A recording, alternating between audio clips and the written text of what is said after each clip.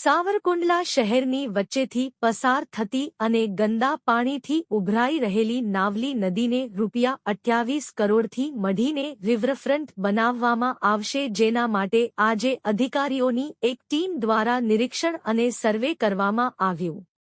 સાવરકુંડલા શહેરની મધ્યમાંથી પસાર થતી નાવલી નદીમાં છેલ્લા કેટલાય વર્ષોથી ગટરનું ગંદુ પાણી વહે છે, ગંદકીથી ભરાઈ ગઈ છે.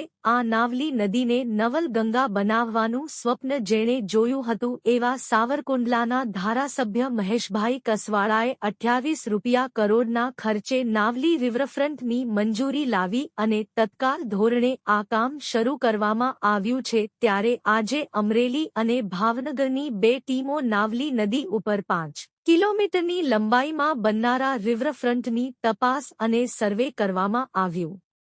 નાવલી રિવરફ્રન્ટ એરિયામાં જે દબાણ હશે ત્યાં લાલ બોર્ડર મારી નિશાનો કરવાની કામગીરી અઠવાડિયા પછી શરૂ થશે. આ ટીમમાં પ્રોજેક્ટ મેનેજર ગોવિંદભાઈ પટેલ, ભાવેશભાઈ ખેતાણી, સુભાનસિંહ સરવૈયા ગાંધીનગર અને હિમાંશુભાઈ ધાનાણી ડિઝાઇન પોઇન્ટ નિષ્ણાંતની ટીમ દ્વારા કેવડાપરાથી ગુપ્ત ખોડિયાર સુધી તપાસણી અને ચકાસણી કરવામાં આવી રહી છે. આ ટીમ સાથે ધારાસભ્યો મહેશભાઈ કસવાળા, તાલુકા ભાજપ પ્રમુખ જીવનભાઈ વેકરિયા અને શહેર ભાજપ પ્રમુખ પ્રવીણભાઈ સાવજ, જિલ્લા ભાજપ પ્રમુખ શરદ પંડ્યા, નગરપાલિકાના પ્રમુખ મેહુલભાઈ ત્રિવેદી અને કાઉન્સિલરોની ટીમ સાથે રહી હતી. ત્યારે સાવરકુંડલા શહેરમાં ખૂબ જ ટૂંક સમયમાં આ કામ શરૂ થનાર છે અને ₹28 કરોડના ખર્ચે નાવલીને સુંદર અને મનમોહક બનાવીને મઢી લેવામાં આવશે.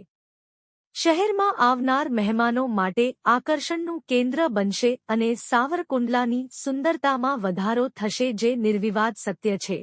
અમારી તમામ માહિતીથી અપડેટ રહેવા માટે જોડાયેલા રહો કેડી ન્યૂઝ સાથે.